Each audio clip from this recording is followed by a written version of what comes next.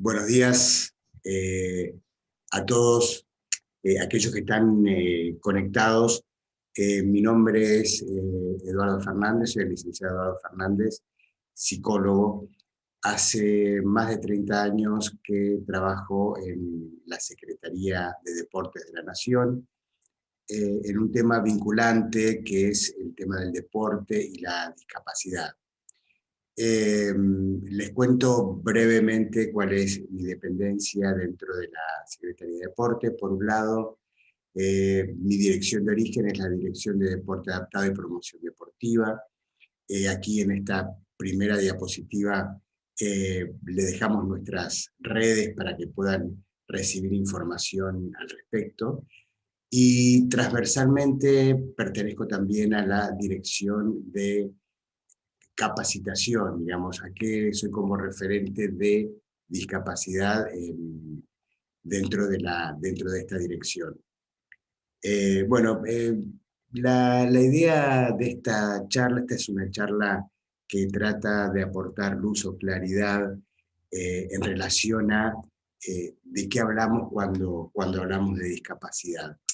Digo porque muchas veces hay un bombardeo de términos vinculados con los documentos de la Organización Mundial de la Salud, la Convención Internacional de los Derechos de las Personas con Discapacidad, y entonces empezamos a hablar de enfermedad, condición, estados de salud, nuevos paradigmas, sí, exclusión, integración. Entonces digo, bueno, creo que es el momento de poder detenernos para, cuando hablamos, saber de qué estamos hablando. Por supuesto que esto tiene que ver con convenciones, tiene que ver con posicionamientos acerca de la discapacidad, pero bueno, las convenciones son arbitrarias, pero bueno, en definitiva son necesarias para poder manejarnos. Una de las cosas interesantes que tiene este documento de la Organización Mundial de la Salud, que les cuento, fue publicado en el 2002 y de allí en adelante tiene la particularidad de ir eh, eh, permanentemente revirtiendo y reformando y reformulándose de manera absolutamente dinámica. Y bueno, este documento nos viene a traer algunas gratas novedades, ¿no? Eh, eh, Hay un primer abordaje que hace que es muy interesante. Dice, la discapacidad es el resultado de la interacción entre las condiciones de salud de una persona y los factores contextuales de la misma. La discapacidad no es una enfermedad, sino una condición. Entonces, ¿qué significa esto, no? La persona con discapacidad, dice el documento, va a estar enferma si tiene fiebre, le duele la garganta, hay algo que implica la variación de su estado de salud. En ese momento vamos a decir que una persona con discapacidad está enferma. Entonces, digo, pasamos de hablar de el minusválido, el discapacitado, hablar de una persona con discapacidad. Eh, Anteponemos el término persona en tanto sujeto de derechos, ¿sí? Porque fíjense, nos pasa habitualmente eh, que nos decimos el hombre es el único animal de la especie capaz de tropezar más de una vez con la misma piedra. Ahora, puestas a elegir las personas con discapacidad, si se llega a equivocar en su elección, automáticamente tendemos a colocarnos en el lugar de niños eternos y a decir, ¿ves que no puede? Empezamos a decidir nosotros por ellos. De esta manera, al hablar de personas con discapacidad, primero, empezamos a hablar de las cosas por su nombre y segundo, separamos este concepto tan vinculado de la discapacidad con la enfermedad. ¿Qué queremos decir cuando decimos que la discapacidad es una condición? Fíjense la imagen. Nosotros, por ejemplo, ¿podemos alimentar a un bebé con hamburguesas con papas fritas? Seguramente no, pero seguramente no, ¿por qué? porque tiene una enfermedad, tiene una discapacidad, no, simplemente porque su condición de bebé hace que, por un lado, su aparato deglutor no esté preparado para la ingesta de este tipo de alimentos, y mucho menos su estómago produce enzimas que puedan degradar la grasa proveniente de estos alimentos. Entonces, este bebé no puede ser alimentado con hamburguesas con papa frita por su condición de bebé. Entonces, está bueno que quede claro por qué decimos que la discapacidad no es una enfermedad y sí una condición de la persona. Hay factores que, que intervienen en esto de la discapacidad. Tengamos siempre en mente la cuestión esto de personas con discapacidad. Las personas con discapacidad, como cualquier otra persona sin discapacidad, eh, depende de el contexto y el estilo de vida que haya tenido, ¿sí? Y pensemos en lo siguiente, todos venimos de una familia determinada, con determinado acceso a la salud, con determinado acceso a la educación, con determinado acceso a la cultura, ¿sí? Y bueno, esto nos lleva a poder pensar que, vieron que muchas veces se asocia ciertas cuestiones conductuales o de carácter vinculados a la discapacidad, donde, bueno, de repente es muy común decir, bueno, los niños con síndrome de Down son caprichosos, o se enojan rápidamente, o son intolerantes. Y en realidad un niño con síndrome de Down es tan caprichoso como cualquier otro niño criado de una manera en la cual no le hemos puesto límite y le hemos dado un acceso desmedido a su demanda. Entonces, un niño con síndrome de Down va a ser caprichoso en todo caso por su crianza, por estos factores contextuales y no por el síndrome en sí mismo. Hay otro concepto que va de la mano, que siempre ha habido personas con una forma de funcionar diferente al resto, ¿no? Entonces se suma un concepto que tiene que ver con diversidad en el funcionamiento. Por ejemplo, como dice la diapositiva, todos nos desplazamos, algunos con nuestras dos piernas, otros necesitan algún tipo de ayuda, como un par de bastones o una silla de rueda o un andador, pero en realidad todos nos desplazamos, de diferentes maneras, pero todos nos desplazamos. Entonces, está bueno poder pensar en el tema de la diversidad en el funcionamiento, porque además esto nos permite visibilizar la temática de la discapacidad. Y seamos cuidadosos, muchas veces se dice, bueno, en realidad lo que pasa es que todos somos discapacitados, porque si yo no puedo manejar una aplicación de teléfono, esa es mi discapacidad. No, claramente existen personas con discapacidad y personas sin discapacidad. Las personas con discapacidad tienen seguramente diversidad en el funcionamiento y para esto van a necesitar determinados apoyos. Fíjense que hablamos también de apoyos y no de asistencia, porque bueno, la asistencia nos remite a un tema como más vinculado a la salud, digamos. Uno asiste a una persona enferma, uno apoya para que la persona tenga un punto de partida en las mismas condiciones. El tema de la diversidad del funcionamiento también nos lleva a poder pensar en que, a ver, ustedes habrán escuchado que yo recién decía que hablamos de personas con discapacidad y personas sin discapacidad. Era bastante común hablar de personas con discapacidad y de personas normales, de personas comunes. Pero esto el concepto de personas convencionales. Y en realidad esto tenía que ver con normalizar ciertas situaciones y pensar a las personas por dentro o por fuera de ciertas normas o de ciertas convenciones. Esto se fue modificando en el tiempo y ahora vamos a verlo, ¿no? Eh, es importante esto de hablar de personas con discapacidad, en tanto personas sujetas a derechos.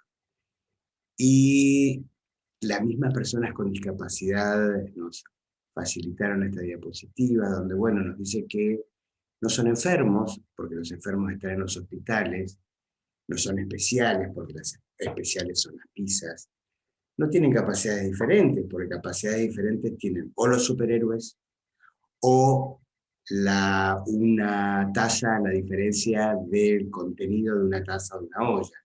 Estas son capacidades diferentes. Atrasados pueden venir los colectivos. Digo esto de atrasados porque se suele utilizar para personas, sobre todo con discapacidad intelectual, y angelitos en relación a los que están en el cielo, que tiene que ver con esto de decir, las personas con discapacidad son todas buenas, son todas amorosas, son todas divinas, y en realidad que sean más o menos buenas, que sean más o menos amorosas, no es una condición de la discapacidad, sino que tiene que ver con la crianza que han recibido estas personas como cualquiera de nosotros. ¿Cómo nos referimos cuando nos referimos a una persona con discapacidad? Lo mejor es referirnos sin eufemismos y por su nombre, ¿sí? Juan, María, Pedro. ¿Qué cosa nos plantea este documento de la Organización Mundial de la Salud para definir cuándo hablamos de una persona con discapacidad? Pensamos en cuál es su condición de salud primero, y dentro de la condición de salud van a ver en el primer cuadro de este esquema, cuerpo, función, estructura, impedimento. Cuando hablamos de impedimento hablamos de un déficit. Ahora, ¿toda persona que tiene un déficit es una persona con discapacidad? Claramente no. ¿Sí? Si, por ejemplo, yo tengo un déficit visual que puede ser corregido con un par de anteojos, claramente este déficit no me va a significar una limitación en la vida cotidiana, en las acciones, en las actividades de la vida cotidiana, y mucho menos una restricción en la participación social. Entonces, este déficit no genera ningún tipo de discapacidad.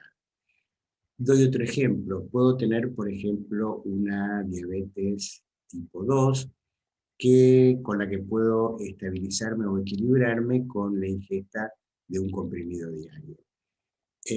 ¿Esto va a limitar mis actividades de la vida cotidiana o mi participación social? No. Entonces, vamos a hablar de discapacidad cuando este déficit modifica la estructura de tal manera que realmente para generar las actividades de la vida cotidiana y la participación social necesite de un sistema de apoyo. Aquí también cuentan, como venimos repitiendo, el tema de los factores ambientales. Los factores ambientales tienen que ver con la aceptación del entorno en relación a la discapacidad, que es condición de esa persona, y aquellas cuestiones personales. Los factores ambientales. Fíjense que los factores ambientales tienen que ver con el ambiente físico, social y actitudinal de las personas. Digo, mayor aceptación de la discapacidad en el ámbito que se mueve la persona, mayor inclusión va a poder tener.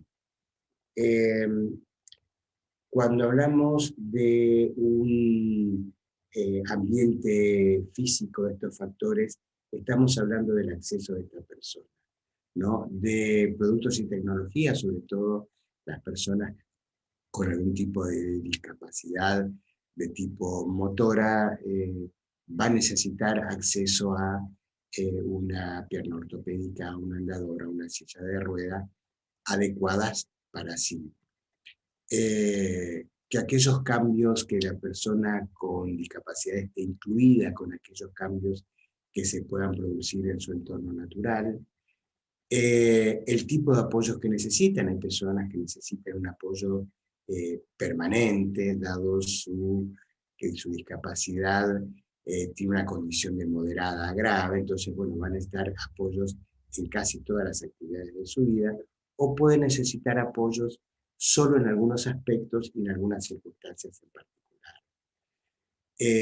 Y otra cosa que es importante es que estas personas tengan la posibilidad de tener eh, servicios y sistemas y políticas de Estado acordes a generar una mejor calidad de vida.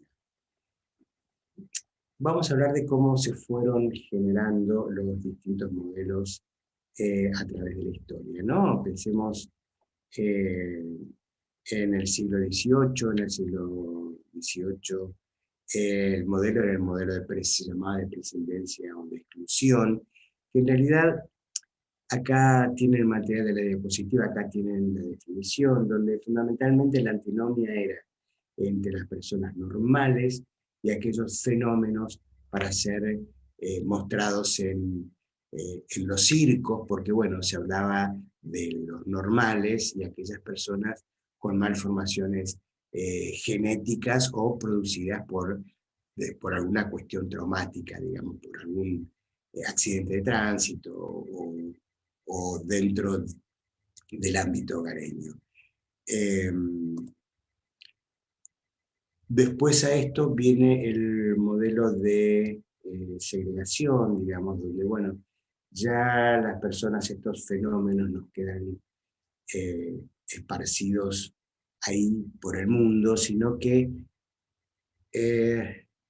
empieza a haber un modelo tradicional donde, bueno, en las personas con discapacidad, y esto tiene que ver con la época, para ubicarlos en época anterior a 1950, ¿no? Se pensaba ya la persona con discapacidad como carente de los derechos básicos del resto de la sociedad. Entonces se generaba una sociedad con los normales, como sujetos de derecho, y aquellos sujetos considerados especiales que carecían de estos derechos, dada la imposibilidad que generaba su discapacidad. Los factores personales.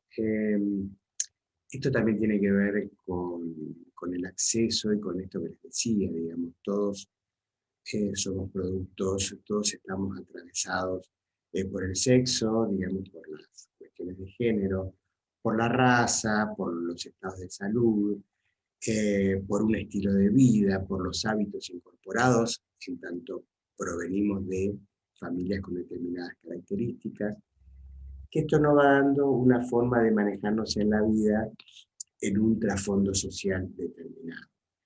¿Esto qué significa? Que para pensar la discapacidad no tenemos que traspolar las personas de un ámbito a otro, tenemos que pensarlas dentro de su ámbito natural. Hay una cosa de la que, bueno, hoy no nos vamos a ocupar, seguramente en otras conferencias sí.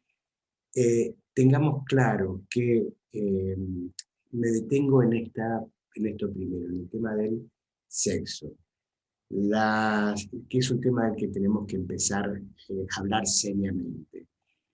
Las personas con discapacidad, en tanto personas, por supuesto, que están atravesadas por aquellas cuestiones sexuales, también están atravesadas por las perspectivas de género y atravesadas por la perspectiva de la diversidad en cuanto a su funcionamiento.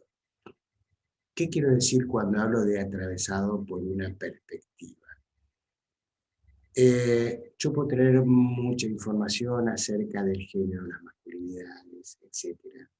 O puedo tener mucha información acerca de qué se trata esto de la discapacidad. Pero si no tengo una perspectiva, difícilmente pueda tomar una posición y pueda haber una contradicción en aquello que digo, declamo, y en aquel accionar frente a las personas con discapacidad. De aquí pasamos a la década posterior a la década del 50, donde bueno, seguimos manteniendo esta cuestión de los normales y aquellos que están por fuera de la norma. Y este es el modelo médico o de integración. Hay algo que tenemos que tener en claro, porque muchas veces solemos asociar integración con inclusión, y son dos términos totalmente distintos. Integración tiene que ver con que las personas con discapacidad ocupan el mismo espacio que los normales, compartiendo este espacio, pero no la actividad, ¿sí?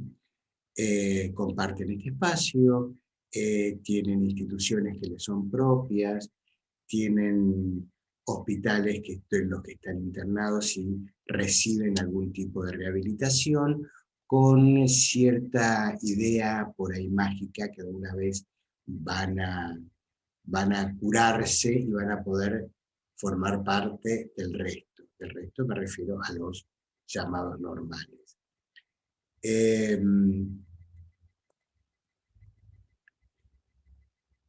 Hay algunas cosas que debemos tener en cuenta.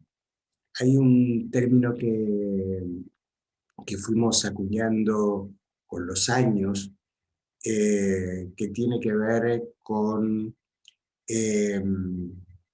la atención a la diversidad. Yo creo que tanto médicos como psicólogos, como profes de educación física, docentes, digamos, todos aquellos que abordamos a la discapacidad, está buenísimo que seamos agentes de atención a la diversidad, ¿sí? Esto creemos imprescindible para hablar de inclusión. Vamos a detenernos acá un momentito en esto de los nuevos paradigmas y los cambios de paradigma. Primero, brevemente, tratar de pensar que un paradigma es un conjunto de creencias compartido por una sociedad determinada en un momento determinado. Digo, Copérnico decía que los antiguos griegos, allá por el año 4 después de Cristo, solían decir que la Tierra era el centro del universo, alrededor del cual giraban astros y planetas. Hasta que aparece, bueno, Copérnico, que entra a generar lo que llamamos desde el psicoanálisis una herida narcisística, porque bueno, dice, no muchachos, en realidad la tendencia iba a poder pensar que el Sol es el centro del universo, que es un sistema, que es el sistema solar, y la Tierra no es más ni menos que uno de los astros y planetas que giran alrededor del Sol. Fíjense, el concepto de paradigma es un concepto que viene de las ciencias duras, donde nos plantean el cambio de una creencia por otra absolutamente distinta. ¿Cómo funciona esto de los paradigmas dentro de las ciencias sociales? En realidad, estos cambios de paradigmas no desechan el modelo anterior, sino que intentan mejorarlo sumando otras condiciones que forman un paraguas que contiene a estos antiguos paradigmas pensados de un lugar distinto. Recuerda que hablamos de la integración y hablamos del modelo médico, que apuntaba a la rehabilitación, a la medicación, al tratamiento.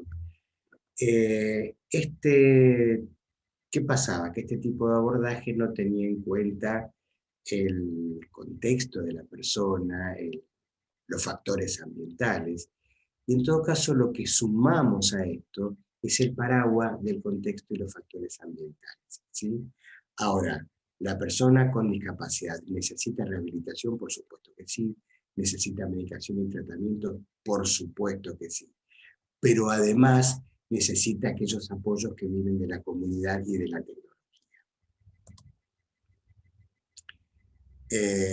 De esta manera es cuando decimos el cambio de paradigma o cambio de modelo. Pasamos del modelo médico al modelo social o al modelo de inclusión. En realidad no estamos desechando o descartando el modelo médico, sino que lo estamos pensando y sumándole otro tipo de mirada. Hasta que llegamos aquí a este modelo social o modelo de inclusión, del que caben decir algunas cosas, ¿no? Primero pensemos la inclusión siempre como inclusión social, ¿sí? También pensemos que la enorme tarea que nos convoca es construir estas cuestiones vinculadas con la inclusión. Una institución, sea una escuela, un club, una sociedad de fomento, no es inclusiva per se, tampoco podemos decretar la inclusión. Siempre que pensemos en la inclusión, pensemos en la construcción, en la creatividad, en la construcción de una construcción creativa. Por eso este es un concepto fundamental, porque es un concepto dinámico, un concepto social y un concepto que nos llama a ser creativos, ¿sí? Porque las personas con discapacidad, en tanto personas, son todas distintas. Entonces, hay determinados apoyos que funcionan para algunos y para otros no. Entonces, encontrar aquellos apoyos, los apoyos pensémoslo que son siempre individuales, son aquellas formas de funcionamiento que le sirven a esta persona con discapacidad en particular. Y lo que va a permitir desarrollarnos en igualdad de condiciones. Pensemos en lo siguiente, venimos de un siglo de fragmentación y a mí me gusta dar el ejemplo como psicólogo que en el siglo pasado, por ejemplo, cuando hablamos del espectro autista, por nombrar algo, aparecíamos los psicólogos y decíamos, no, no, no, los autistas son un tema nuestro, porque somos nosotros los que sabemos de las características y del ámbito en el cual se cría una persona con autismo. Y hablamos de la posibilidad de un sujeto deseado, no deseado, y bueno, de estas cuestiones. Y de repente aparecía un genetista y decía, no, no, no, muchachos, paren. Las personas que están dentro del espectro autista son mías, porque hay un porcentaje muy importante que genéticamente tienen una alteración en el cromosoma X. Y allá saltaban los neurólogos y decían, bueno, pero paren, observamos que un porcentaje importante de las personas con autismo durante su adolescencia hacen cuadros convulsivos. Entonces, veníamos de desmembrar al mismo sujeto, que tiene que ver con esta cuestión que yo creo que muchos de ustedes deben recordar, cuando desde el discurso médico se hablaba del riñón de la cama 17. ¿Sí? ¿Cuál es el aporte? ¿Qué es lo que viene a ocurrir en este nuevo siglo? Podemos adoptar una teoría ecológica ambiental que nos permite sumar miradas en relación a la persona con discapacidad y en la posibilidad de generar estos apoyos que mejoren su calidad, estos apoyos individuales que generen su calidad de vida. Los psicólogos tenemos algo que decir, los maestros también, los profes de educación física, kinesiólogos, médicos, neurólogos, fonoaudiólogos y todos aquellos que trabajamos la temática de la discapacidad. Fue un gran hallazgo descubrir que en lugar de pelearnos, sumando miradas, mejoramos la calidad de vida, que en definitiva es de lo que se trata.